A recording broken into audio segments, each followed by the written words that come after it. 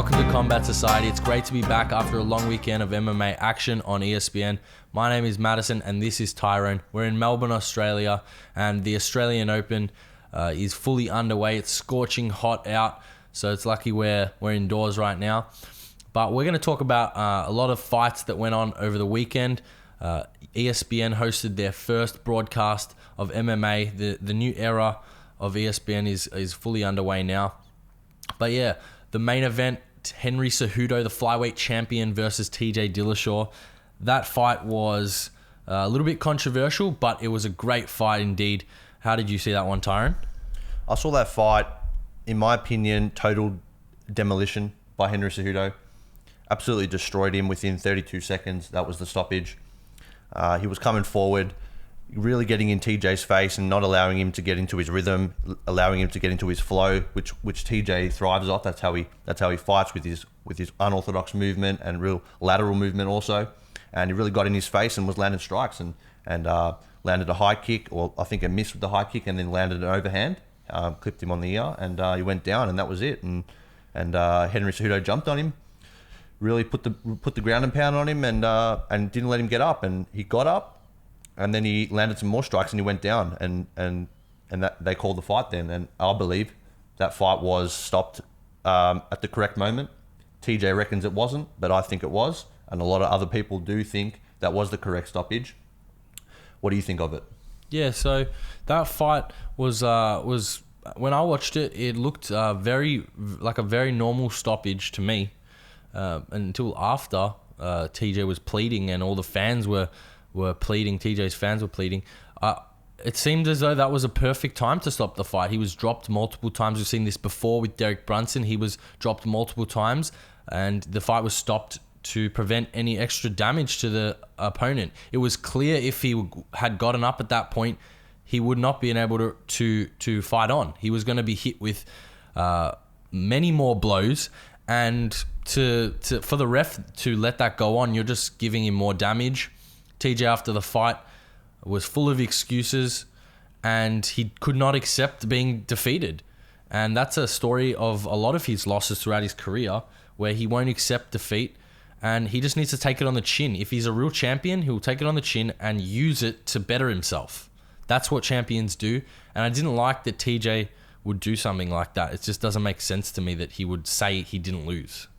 Yeah, well, with TJ, he's well known as a very competitive, one of the most competitive fighters in the UFC or in MMA as a whole. And what comes with that massive ego is obviously you're going to become a great fighter, because you need a huge ego and an undying belief that you can beat anybody and you can't lose. But on the flip side of that is, when you do lose, this is the kind of response you'll get from somebody, and it might take weeks or even months to even acknowledge that you did lose. He was saying that he did not even lose. He didn't even address the fact that Henry got him in that position to begin with. I was listening to some interviews from TJ, and he was saying he was even making excuses for him going down. Now, if you're going to make an excuse for an early stoppage, fine, do that. But to take it all away from Henry, saying that he caught him on the back of the head, I dipped in and he caught me on the back of the head, and then I wasn't really down, and those shots didn't mean anything. They weren't even powerful. It's just, and then in the same breath, he also says, I'm not taking anything away from Henry. He really had a great fight, good. But then you're saying that in the next phrase, you really are taking away from his win, saying that you didn't lose and all this.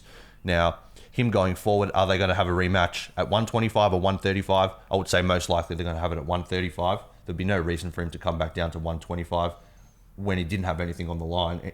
In the first place, TJ is obviously going to take another belt, not defend his own. The logical next step would be go up to 135 for Henry, fight him then, and we'll see. And we'll see if the chin is better at 135. But as I say, with other fighters in this current scenario, the number one example in recent memory would be Gustafsson, thinking you haven't lost, coming into the second fight, not changing anything, and that's a recipe for disaster. Yeah, I guess it's a little different with the Gustafsson, because Gustafsson had a full match with him and thought he won. He didn't get finished.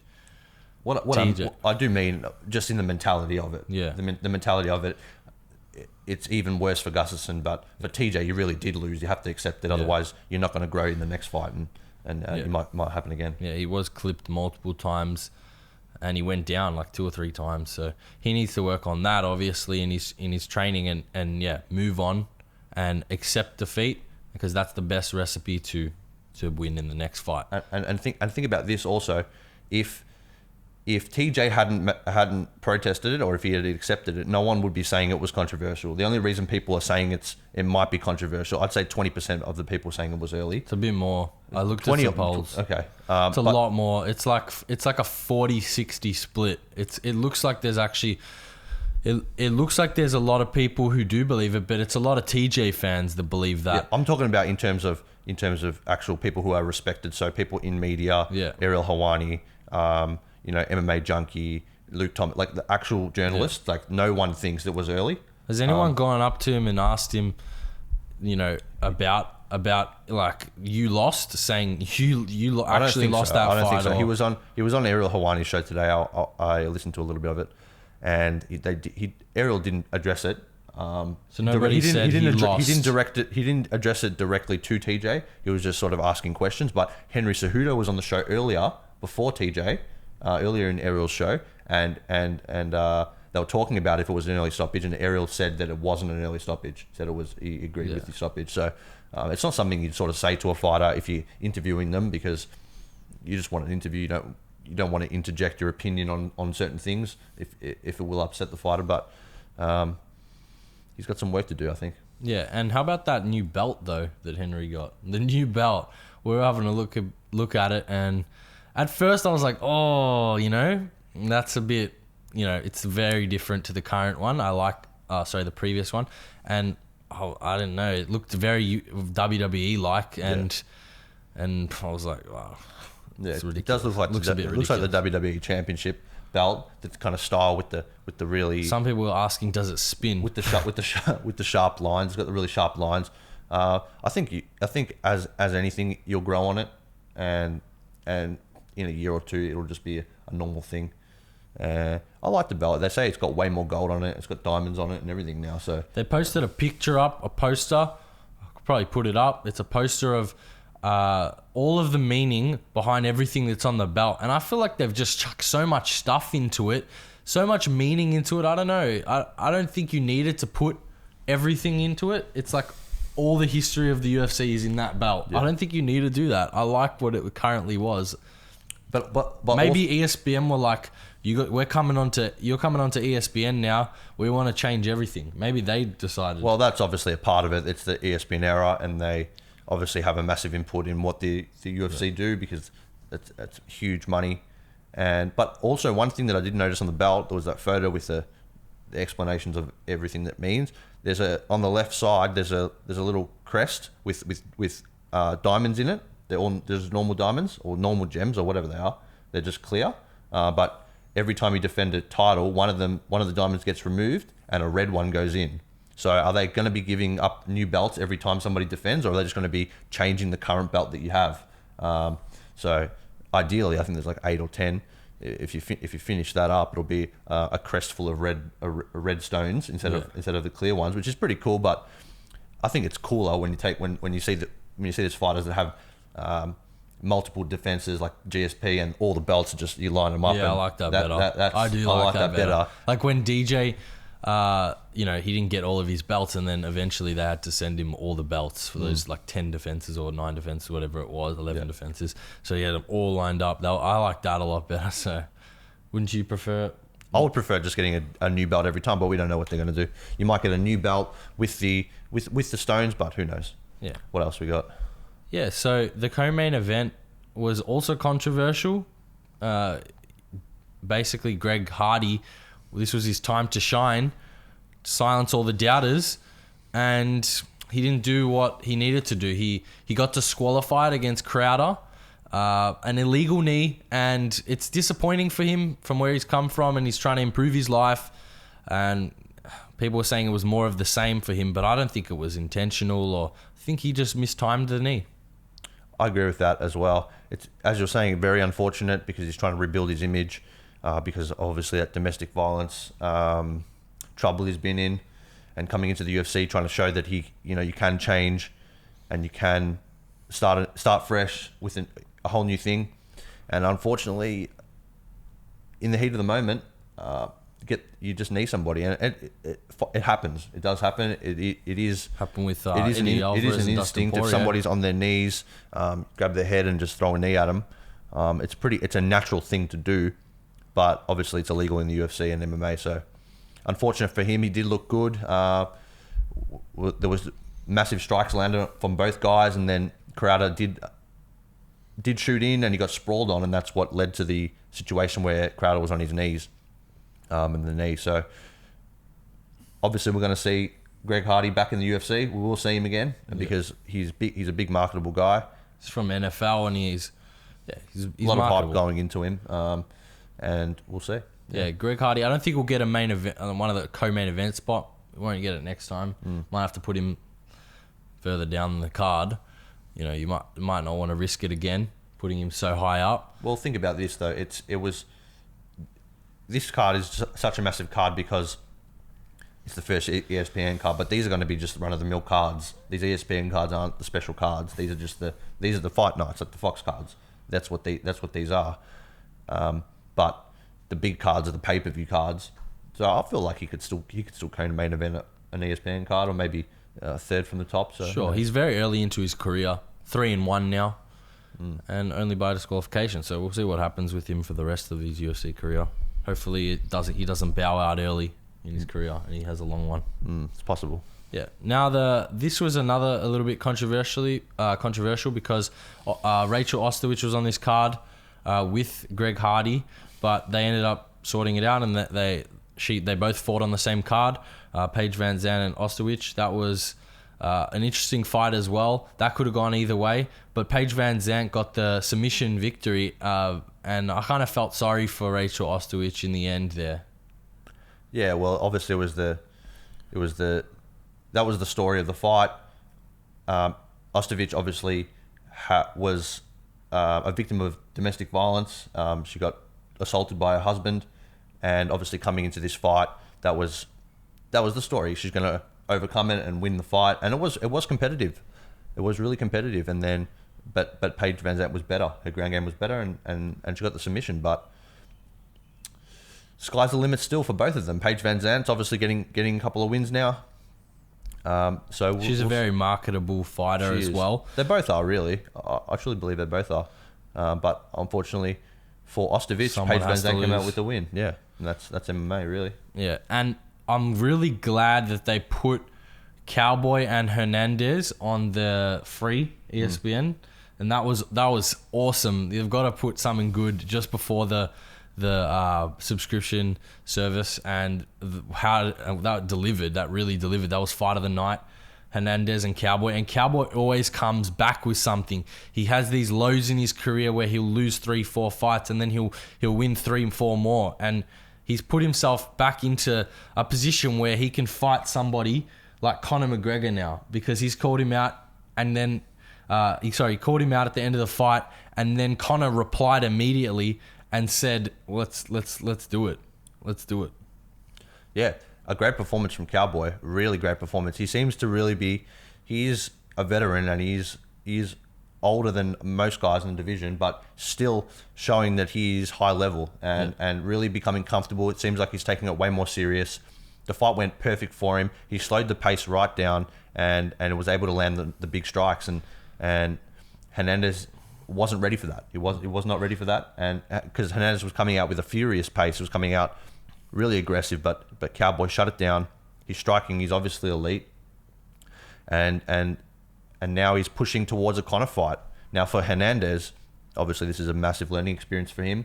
He came in very cocky, very arrogant, and he got shown. He got shown what the UFC really is. Yeah. So Cowboy, wow, like he just stopped. He just stopped a young, fired up young guy who wants to make something in the UFC. He just put a halt to his career. He can still mix it with these young guys, and he's 35 years old. Absolutely. So, well, who knows what's going to happen if the Conor fight goes down? Maybe he can do something against Conor. he would be a heavy underdog. But to shut up another youngster, he's looking better than ever. And, the trash talk, it's not getting to him as often. I feel like it used to get to him. Yeah. And now he's just more serious since he left Jackson Wink. And he's got a fire in his heart, and he's winning. He's on a 2-fight win streak, I believe, and looking for a big payday with Conor. That's a great fight, and it's a great fight. Obviously, Cowboy has been saying now he wants to fight for the lightweight. That's why he dropped back down. He wants to fight for the lightweight championship. He's got to get through Conor or another guy. Conor obviously is the better fight for him, obviously for money, and for Conor, that's a great fight for him as well because it's a stylistic matchup that Conor would prefer. A striker, Cowboy's not going to. The guy can be very crafty on the ground, but he doesn't look for the takedown usually. Yeah. His submissions come when his opponent tries to take him down. So that's a really good fight for both of them. It's going to be a very exciting fight if it happens. Now from Conor, we've been seeing that Conor's been very nice to people on Twitter. Like he's complimenting people. He complimented Henry Cejudo, TJ, and then responded to the Cowboy call out saying, I respect you and let's do it. That was a great fight. Today he was even complimenting Yoel Romero on Instagram. He's really getting out there and showing his appreciation and showing that he's humbled. And obviously this is a fight that will possibly get him back in that Khabib talk. Yeah, do you reckon it could be for an interim belt? I was thinking to myself, can you really put Conor not as a main event? Can you really do that? And then I thought, well, Khabib's not really in action right now, so can you make it an interim title? I don't think you can because I don't think that's the right move because it hasn't been that long since they fought. Now, they haven't sat down with the Nevada State Athletic Commission or they haven't sat down with anybody to discuss what's happening with Conor and Khabib. But I think the strategy is obviously Dana or the UFC and the athletic commissions have sat down and said, let's not do the hearing straight away because it's fresh in everybody's minds, and we want our fighters to fight, so we're not gonna want to give them massive suspensions. So we'll wait, 5-6 months, and then do the hearing, and then we'll make it like a 6 months. I think this is what I predict will happen. They'll make it like a 6 month retroactive suspension, and they'll be able to fight straight away as soon as they do the hearing. Yeah. Maybe Khabib will get 6 months and Conor will get 3 months, but it'll already been served because they haven't fought since the incident. Because there's some fights that need to happen in that lightweight division. We're talking Khabib versus Ferguson and Conor versus Cowboy. They're two great fights that we need to see this year. Yeah, Khabib is actually in Melbourne right now, and he was in an interview and he said he wants to fight 3 fights and he's going to retire. Only 3 more fights from Khabib. That's not many left, and he said he wants to fight GSP, Ferguson, and Floyd Mayweather as his last 3 fights ever. The Ferguson one needs to happen. It needs to happen because Ferguson is just on this crazy streak. We need to see this. This was booked so many times. It's the fight that needs to happen. If they don't make it, what are we doing here? What are we doing, UFC? Who's the matchmakers? What are they doing if they don't make that fight? They said they're never going to book it again because they missed weight so many times and people pulled out. But it needs to happen. It doesn't matter if that happened. It needs to happen. Well, in my opinion, Tony Ferguson is the true interim champion. He is the interim champion. And Khabib is the champion. That's a fight that's been trying to be made for ages now. They should make it. They have to make it. But Khabib fighting, on your point, Khabib GSP, Khabib Ferguson, and Khabib versus Mayweather. That Mayweather one's a bit silly. Mayweather's going to destroy him in boxing in half a round if he wanted to. I don't think Khabib's striking is on that level at all. Why does that even... That doesn't even give... okay, it gives you like legacy in boxing, but like it doesn't actually do anything for your MMA career at all. That's not legacy. It's a bit contradictory if you ask me, because Khabib was really vocal about Conor McGregor fighting in boxing. Oh, you go back to box, all this stuff, making fun of it. It's a joke, all this. But now he wants to do it. Yeah, it doesn't make sense. Why don't you fight Conor again? If you're in it for money, obviously that's the only reason you'd want to fight Mayweather. If you're in it for money, why don't you fight Conor McGregor instead of Mayweather? Because that's similar money, and in a sport that you compete in, and that people want to see. No one wants to see you fight Mayweather. No one wants that. No one cares about that. He hit Conor with a overhand right and thinks he can fight Floyd in a boxing match. Like, come on, you can't fight Floyd. You can't. Your boxing stacked up against Conor's not better than Conor's. So how are you gonna go against Floyd? Why are you even saying that? For your legacy, fighting in MMA is what's gonna do it. Fight GSP, fight Tyron Woodley, fight Conor, fight Ferguson, fight them all. Fight everybody, every challenger. But Floyd Mayweather? Really? Why? Why would you fight Floyd Mayweather? I don't really get it. Maybe he's just trying to get headlines because he's trying to follow the formula. And when you get to a certain point in your career or a certain amount of fame, you got to start following the formula. And that's the making headlines. And that is a headline that people will talk about. We are talking about it. Other people are talking about it. It's an effective strategy to sort of keep your name out there because he hasn't really been active. And the same thing with Mcgregor. He's been calling out Melanagi. It's what they do. I don't make much of it. If it did, I don't think it would happen anyway. It's not something that we would want to see. He's not a striker. He's a grappler. So it doesn't make sense. Yeah. Now we're going to talk about ESPN as a whole. What did you think of that whole card in general? I thought the ESPN, for the first go, I think they did all right. There was some iffy moments. But as a whole, what did you think? I thought it was really good. I was watching it. I liked it. I signed up, obviously. In terms of the production of the event, we'll talk about that first, and then I'll talk about my experience with ESPN Plus. But the production as an event, it was pretty good. It was pretty good. I like they do a couple of extra little things, like when the fighters are walking out, they get Megan O'Leary to talk and sort of add some extra information. I like that. Also, at the start of every round, they sort of get this guy in, a trainer, to talk about the fighter, separate from the commentary team. It's like how they do in boxing, where they have an unofficial scorer, and they'll say, "Oh, how did you go?" Or "What did you think of that round?" And they bring it away from the commentary to some other guy who's just observing the match. And he says a couple of sentences, and then the fight's going on while he's saying this. I like that. I did like that. The graphics and all was the same. It was a similar feel. It was just had a more mainstream sort of commercial feel to it. There's a lot of ads, way more ads than usual. You didn't even get to see. One thing I didn't like about it is you didn't get to see the corner most times, because usually you'd be able to hear what they're saying in the corner. It went to an ad. There'd be 2 ads in that time, and then it would come back, and you might hear the last 5 seconds of the corner, and they're just standing up ready to fight again. Yeah, I didn't like that. I like to hear what the trainers are saying. Got to hear the corner. It's a part of it. It's very important. That's a con that I have on that. And then also they brought in. Originally, I was mixed on this. I was negative on it, but now I'm sort of neutral on it. They brought Stephen A. Smith to just talk about the fights with Bisping. They were on the panel. And they would do, after every fight, they would sort of just talk. And then Stephen A. Smith went down and he started talking with John Anik and DC. Originally, I thought, oh, what's going on here? But then I thought, if you look at it from ESPN and the UFC's perspective, it's a very good move, because people associate Stephen A. Smith with mainstream sports, and a lot of people follow him. I don't obviously agree with what he says about MMA. His opinions aren't anything. He doesn't know what he's really talking about. But if you think about it from a casual perspective or a business perspective, it really makes the people who might have been seeing it for the first time just say, "Oh wow, like Stephen A's there, like this is a real thing, this is legit," and that brings more people in. Because he is one of the biggest shows on ESPN. I think it might be the First Take is one of the first or second most viewed on ESPN. Well, he is the figurehead for ESPN Sports. He is the figurehead. He's the guy.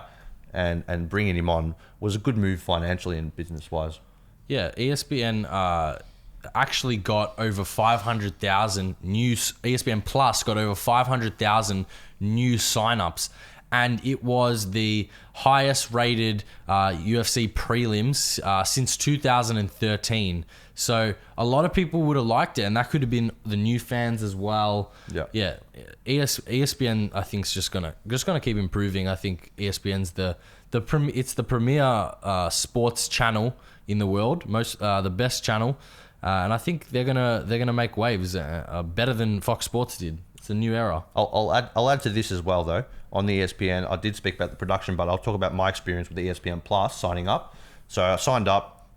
Actually, I didn't sign up. I tried to sign up, but because I'm in Australia, because we're in Australia, you can't actually get it. You can't actually get ESPN Plus, and that's a huge failure. Huge failure because Australia, the MMA market in Australia is massive, and the UFC care about the Australian market heavily. That is for them to do that. So what I had to do was get a VPN, and change my location to America, and I was able to sign up and do it all. But midway through, it was pretty laggy. I don't know if it's because there was massive amount of traffic on the website, but very laggy at times. And then also it would do this thing if you minimize the window, it would just sign you, like pretend like it acted like you were signed out, and you'd have to sign in again. And so you'd sign in and you've got a free trial. You'd sign in, and then it would. And I thought, okay, I just have to sign in one more time. But then it would say start your free trial again, even though you're logged in, you've started your free trial already. You have to click start your free trial again, and then it would bring you into and then the fights would start. So that was a bit silly. They have to clean that up a little bit. That's all I got on that really. First event, this is a new thing for them, and they'll improve that. But they actually have. Next week, I believe it is. Let me check when it is exactly. But it's in Brazil. February 2nd. Is that next week? February 2nd? No, it's not next week. So they're gonna be doing their second show in 2 weeks' time in Fortaleza, Brazil, and that's gonna be headlined by Ascension versus Marias 2. So we got some. That is actually next week. That is next week. February 2nd. That is next week. Yeah. It's the 22nd. That's next Sunday. 22nd. We'll see it next Sunday in Australia, but that'll be Saturday for America. Because February only has 27 or 28 days or something like that. So that'll be next week. And that's stacked with all the Brazilians like they usually do. Jose Aldo's going to be on that against Renato Moicano, Demian Maia, Charles Oliveira. We got the whole Brazil clan out. Jose Aldo said he was going to only have like 3 fights this year and then retire, and they were all going to be in Brazil. Wow. Yeah, so it's that's going to be it for Jose Aldo in Brazil.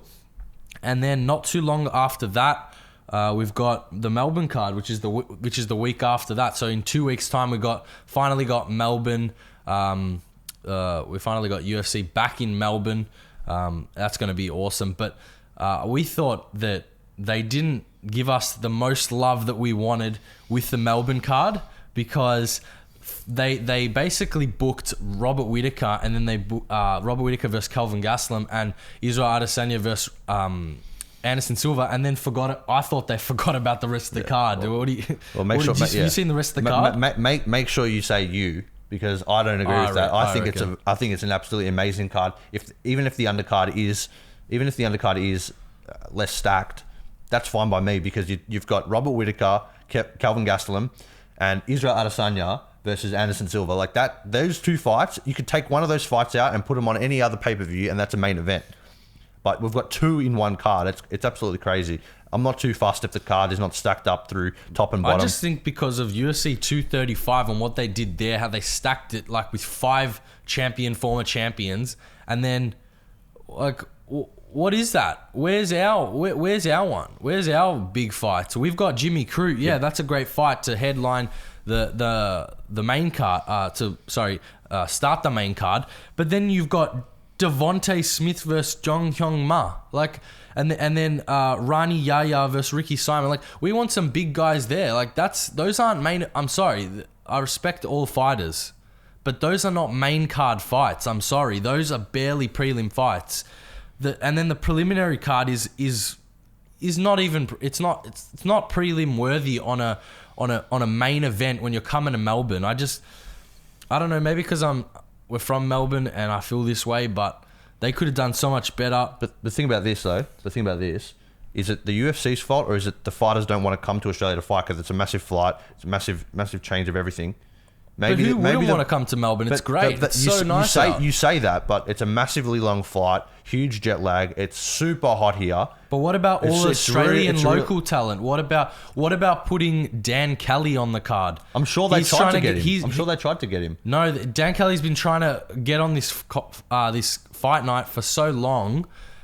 His son's going through a disease and he wants to walk out with his son for the very last time, retire with his son, and they couldn't do that for him. We got Georgie's on there. We got Kai Kara Francis on there. They're some pretty good fights.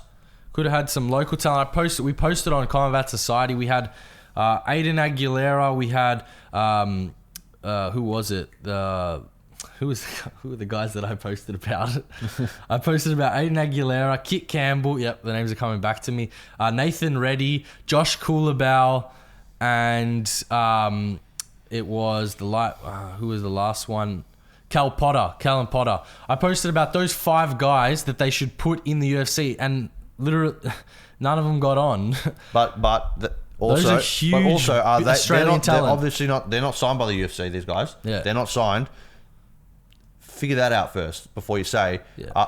We don't know if these guys are signed to the UFC, and if they're not, that's why I was telling them. That's why I want them to be signed, because we got to get some local talent. Yeah, but it's on their part as well. Obviously, we don't know. Obviously, they have managers. Are they trying to get fights? But we'll see. It might change. Who knows? It is a couple of weeks away, but I'm happy with it. Not top to bottom, but I'm happy with it. Those two fights. I'm actually more excited for Israel Adesanya versus Anderson Silva than I am for the title fight. Absolutely, I love that. I love that Izzy fight. That's crazy. I feel like that's going to be way more exciting than the Rob Whittaker fight. That's what I truly believe. I like that. I really like it a lot. Yeah, those two. No doubt, those two main event, co-main event are some of the best we've seen. But yep, that's all we got time for today. In 2 weeks' time, we'll obviously be talking about UFC Melbourne. But that's it for Combat Society. Make sure you like our Facebook page, Combat Society AUS. Also, Combat Society AUS on Instagram, Combat Society AU on Twitter. Go give us some love on there. Leave a like, subscribe, check the notification bell so you can get our notifications. And yep, that's it. See ya.